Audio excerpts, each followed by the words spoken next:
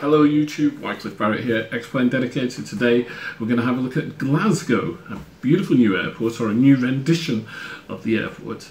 We'll see you right after the intro. November 1 Bravo, good afternoon to you. Report Rocket, 2,000 feet. Well, here we are then at Glasgow Airport, EGPF, one of my favourite airports, one that I keep flying to on a regular basis. This has been created by FVH-XPA Studios, and that is Kevin Kozakili and Frank Van Hal.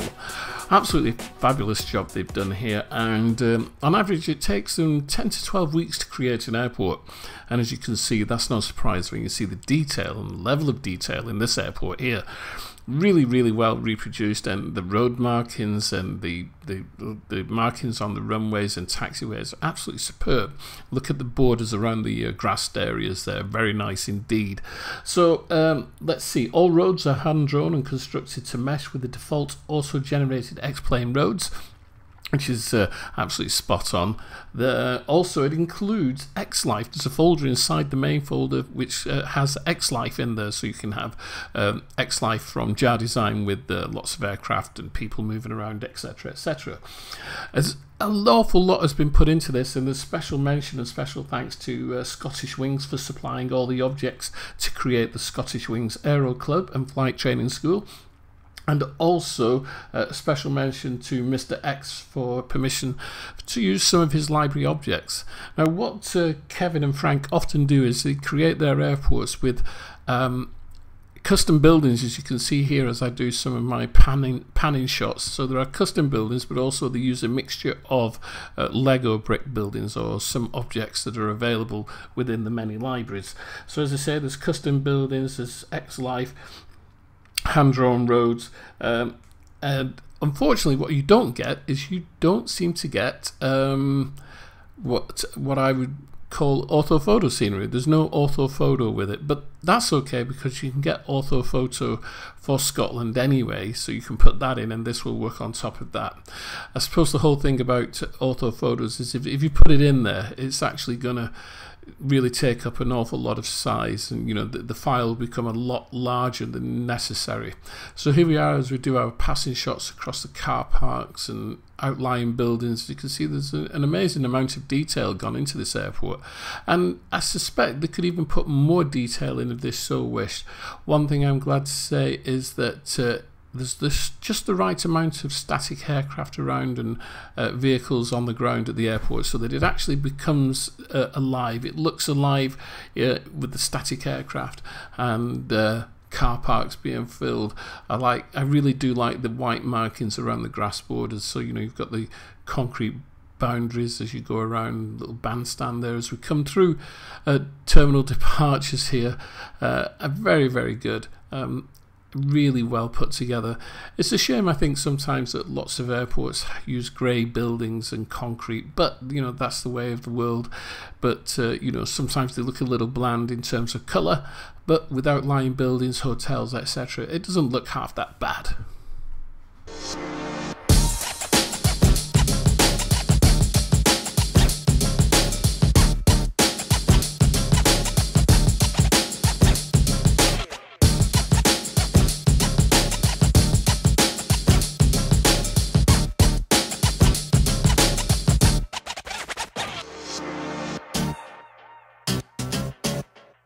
Sometimes I can't help wondering if flying this drone in the real world is affecting my flying here. But anyway, as we come over the top of the airport, something that seems to be lacking in the top of the buildings is air conditioning pipes, etc. But when you look at that glass roof there, the green glass roof of the main terminal, very good.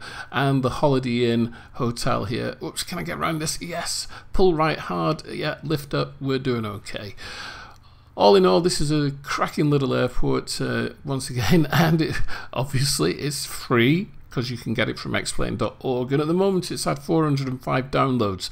I think we should get that number up a little bit more. So if you ever fly to the United Kingdom and you want to go to Scotland, you've got to go and download EGPF, which is Glasgow, Glasgow Airport. I've been here in the real world. I've flown out of here. I've actually driven past the runway only a few weeks ago when I was on holiday in Scotland. So yeah, this is an excellent rendition. I think the boys have done a really, really good job.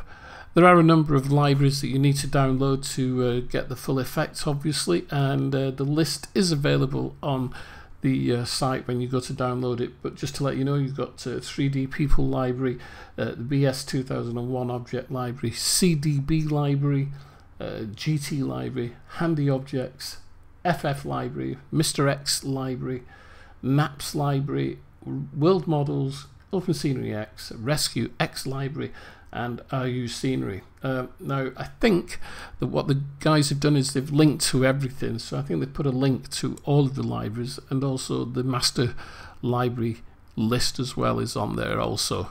Very handy, because sometimes even when you have all the libraries you can still be missing something, which can be really, really frustrating. Well, here we are, we're on our 10-mile approach onto runway 23. One of the really nice approaches, I like this one an awful lot. I fly up to Glasgow quite often. It's a good test flight from Cardiff up to Glasgow. Not too long, not too short. And here we go, let's have a look.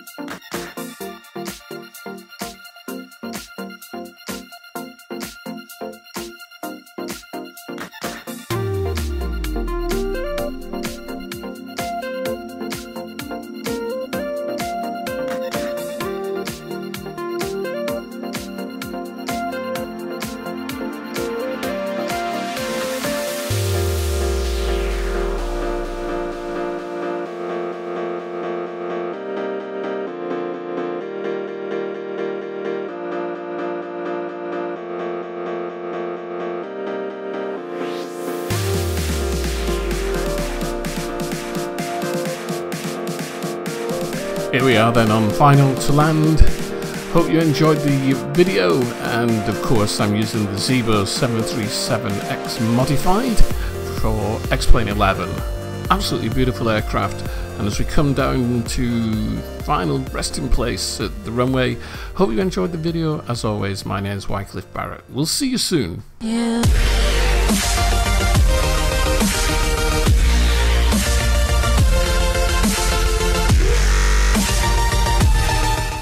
If this is the first time you've been on the channel, welcome. My name is Wycliffe Barrett. Don't forget to hit the like button, subscribe, and also hit the notifications bell, ding dong, and you'll be notified when videos go up onto the channel. See you soon.